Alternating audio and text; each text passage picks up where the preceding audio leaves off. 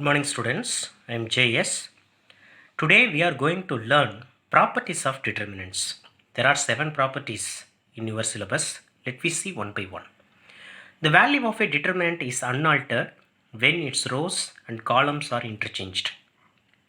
So I consider one 3 by 3 determinant. You know very well about how to expand this 3 by 3 determinant. 1 into minor of 1 minus 2 into minor of 2 plus 4 into minor of 4. Isn't it, children? So find out the value, it minus 52. Next, now rows and columns are interchanged. So according to this property,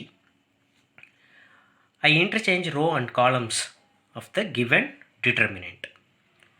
Listen children, here 1 to 4 is row, but in this matrix 1 to 4 is column. I change row into column. Okay, it like transpose. Okay, so next you find out the determinant of this matrix. It also minus 52.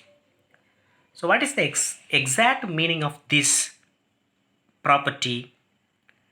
ஒரு டிட்டர்மினண்ட்டோடைய ரோவையும் காலமையும் interchange பண்ணால் அந்த டிட்டர்மினண்ட்டோடைய value என்ன ஆகாது, change ஆகாது அப்படின்னு சொல்கிறாங்க. இதான் first property, ரொம்ப முக்கியம்.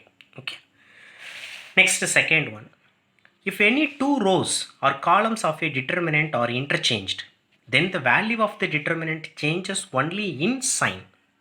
இந்த ப்ராப்பர்ட்டியோடைய மீனிங் என்ன? ஒரு டிட்டர்மினண்ட்டோடைய ஏதாவது ரெண்டு ரோ இல்லைன்னா ரெண்டு காலமை இன்டர்சேஞ்ச் பண்ணும் பொழுது அந்த டிட்டர்மினண்ட்டோடைய வேல்யூ சேஞ்ச் ஆகாது, அதோடைய சைன் மட்டும்தான் சேஞ்ச் ஆகும் அப்படின்னு சொல்கிறாங்க. இதுக்கு ஒரு எக்ஸாம்பிள் பார்க்கலாமா? சரி, delta equal to the last ப்ராப்ளமில் எடுத்த அதே டிட்டர்மினண்ட்டை இங்கேயும் யூஸ் பண்ணுறோம். ஓகே, வேல்யூ என்ன? minus 52. Directly I write. After that, any two rows or columns of a determinant are interchanged. Any two rows or any columns. In this determinant, I used R1, R2 interchanged. R1ஐயும் R2ஐயும் interchange பண்ணியிருக்கேன். நல்லா கவனிச்சு பாருங்கள். The first row R1, second row R2, இது R3. Okay, இதில் R1, R2 மட்டும் interchange பண்ணியிருக்கிறேன். R2 எடுத்துகிட்டு R1 பிளேஸ்லையும் R1 R2 பிளேஸ்லையும் interchange பண்ணியிருக்கேன். R3 நம்ம ஒன்றும் சேஞ்சே பண்ணல. இங்கே பாருங்கள், 410 410. ஸோ இதுக்கு எப்படி ப்ரொனவுன்ஸ் பண்ணணும்? R1 if and only if R2, R1 if and only if R2 இப்படி ரீட் பண்ணணும். சரி, இதுக்கு டிட்டர்மினண்ட் வேல்யூ ஃபைண்ட் அவுட் பண்ணி பார்த்தா உங்களுக்கு தெரியும் இல்லையா? -1 into minor of -1 -3 into minor of 3 plus 0 into minor of 0. isn't it?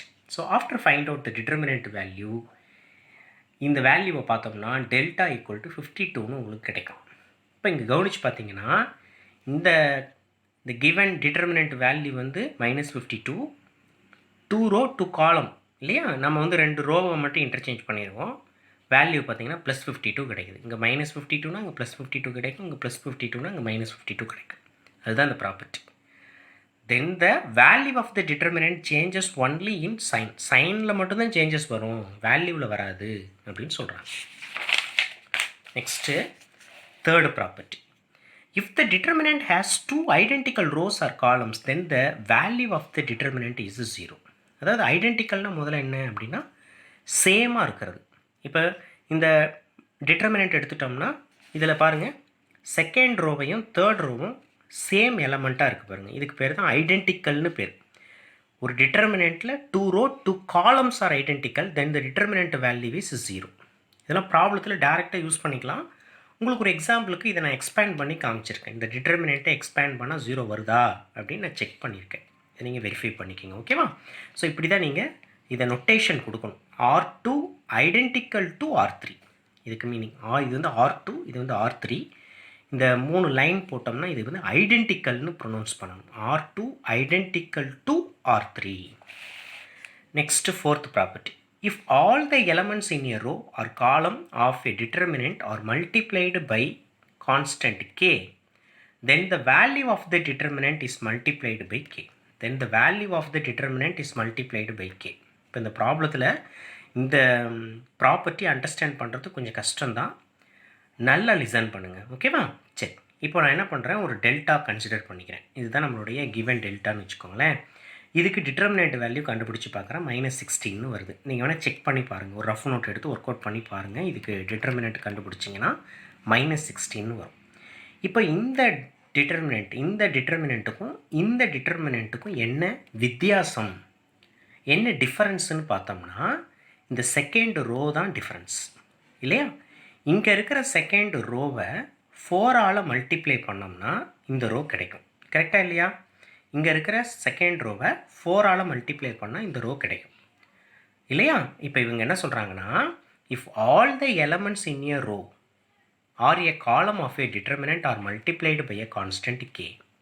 அந்த கான்ஸ்டன்ட் தான் இப்போ நான் 4ன்னு எடுத்திருக்கேன். கேங்கிறது வந்து இப்போ நம்மளுடைய ப்ராப்ளத்தை பொறுத்த வரைக்கும் 4.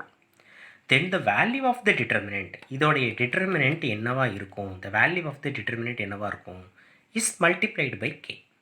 இப்போ இங்கே -16 வருதுன்னா இங்கே என்ன கே 4 தானே, அப்போ 4 × -16 தான் இந்த டிட்டர்மினண்ட்டோடைய ஆன்சர் அப்படின்னு சொல்கிறாங்க. உங்களால் புரிஞ்சிக்க முடியுதா? இப்போது இந்த டிட்டர்மினண்ட்டுக்கும் இந்த டிட்டர்மினண்ட்டுடைய வேல்யூ ப்ராப்ளத்தில் கொடுத்துட்டாங்கன்னு வச்சுக்கோங்களேன். இந்த டிட்டர்மினண்ட்டுடைய வேல்யூ கண்டுபிடிக்கணும் அப்படின்னு சொன்னாங்கன்னா நீங்கள் இப்போ எந்த ரோ வந்து சேஞ்சஸ் ஆகுதுன்னு பார்க்கணும். இப்போ இந்த செகண்ட் ரோ சேஞ்ச் ஆகுது, என்ன சேஞ்சஸ்ஸு, ஒரு கான்ஸ்டன்ட் எல்லாத்துக்கும் காமனாக இருக்குது, 4ஐ வெளில எடுத்துட்டா இந்த ரோ கிடைக்குதா? அப்போது அந்த 4ங்கிற கான்ஸ்டண்ட்டை இங்கே இருக்கிற -16ஓட மல்டிப்ளை பண்ணிட்டோம்னா அதுதான் இந்த டெல்டாவோட ஆன்சர். இது எப்படி ஆன்சராக பண்ணணும் அப்படின்னா இப்படி தான். இந்த 4ஐ வந்து ஒரே ஒரு ரோவில் காமனாக இருந்தால் வெளில எடுக்கலாம். இப்போ இது வந்து இந்த டிட்டர்மினண்ட்டோடைய வேல்யூ, இதுக்கு என்ன வேல்யூ -16, அப்போ 4 × -16 -64. இதுதான் 4th ப்ராப்பர்ட்டி, ஓகேவா? சரி, next 5th property. If any 2 rows or columns of a determinant are proportional, then the value of the determinant is 0. So the difference between identical and proportional, இது ரொம்ப கிளியராக நீங்கள் அண்டர்ஸ்டாண்ட் பண்ணிக்கணும். அதாவது ஐடென்டிக்கல்னால் சேமாகவே இருக்கிறது, பாருங்கள் 17 17 3 3 6 6. ப்ரொபோஷ்னல்னால் இப்போ ஏதாவது ஒரு ரோ ஏதாவது ஒரு காலமில் ஏதாவது ஒரு கான்ஸ்டண்ட்டை காமனாக எடுக்கும் பொழுது இன்னொரு ரோ இன்னொரு காலம் உங்களுக்கு கிடைக்கும். நான் சொல்கிறது உங்களுக்கு கன்ஃபியூஷனாக இருக்கிற மாதிரி இருக்கும், ஆனால் நல்லா லிசன் பண்ணுங்கள். இப்போ நம்ம ஒரு எக்ஸாம்பிள் மூலயமா பார்க்கலாமா? இப்போ first row, second row, third ரோன்னு கொடுத்தாச்சு. இப்போ இந்த செகண்ட் ரோவில் நான் 6ங்கிற இந்த கான்ஸ்டன்ட் அதை நான் காமனாக வெளியில் எடுத்துட்டேன்னா தேர்டு ரோ வந்து உங்களுக்கு கிடச்சிரும். இப்போது இந்த செகண்ட் ரோவையும் தேர்ட் ரோவையும் நீங்கள் என்ன சொல்லணும்னா ப்ரொபோஷ்னல் டு அப்படின்னு சொல்லணும். அதாவது ஒரு கான்ஸ்டண்ட்டை காமனாக எடுத்தால் தான் அது ஐடென்டிக்கல் இல்லையா? கிட்டத்தட்ட அதுக்கு இது சமமாக இருக்கும் அப்படின்னு அர்த்தம். So 102 18 36 is proportional to 17 3 6. Can understand? So அதனால் இதில் கான்ஸ்டன்ட் காமனாக இருக்கிற 6ஐ வெளில எடுத்துட்டோம்னா இது ரெண்டு ஐடென்டிக்கலாக போயிடும், அதுக்கு வேல்யூ 0 ஆகிடும். அதுதான் ப்ரொபோஷ்னலுங்கிற மீனிங். அடுத்து next, if each element in a row or column of a determinant is expressed as the sum of 2 or more terms, then the determinant can be expressed as the sum of 2 or more determinants of the same order.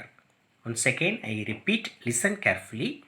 If each element in a row or column of a determinant is expressed as the sum of 2 or more terms. இப்போ நம்ம ஒரு example எழுதியிருக்கேன். இதில் இந்த second ரோவை பார்த்தீங்கன்னா some of 2 டேர்ம்ஸாக இருக்குது பாருங்கள். செகண்ட் ரோ மட்டும் சம் ஆஃப் 2 டேர்ம்ஸாக இருக்கா? இதுதான் இது வரைக்கும் ஒன்று மீனிங். ஏதாவது ஒரு ரோ ஏதாவது ஒரு காலமை சம் ஆஃப் 2 டேர்ம்ஸாக உங்களால் எழுத முடிஞ்சுதுன்னா then the determinant can be expressed as the sum of 2 or more determinants of the same order.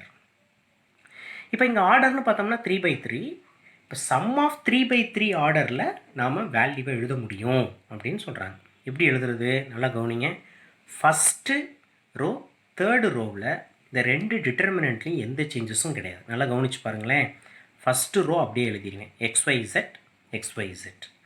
Third row ABC ABC. எது சேஞ்ச் ஆகுது? இந்த செகண்ட் ரோ மட்டும் சேஞ்ச் ஆகுது. சம் ஆஃப் 2 டேர்ம்ஸாக எழுதுகிறோம். அப்போ 2x 2y 2z ஃபஸ்ட்டில் இருக்கிற டேர்மை இங்கே எழுதிக்கணும்.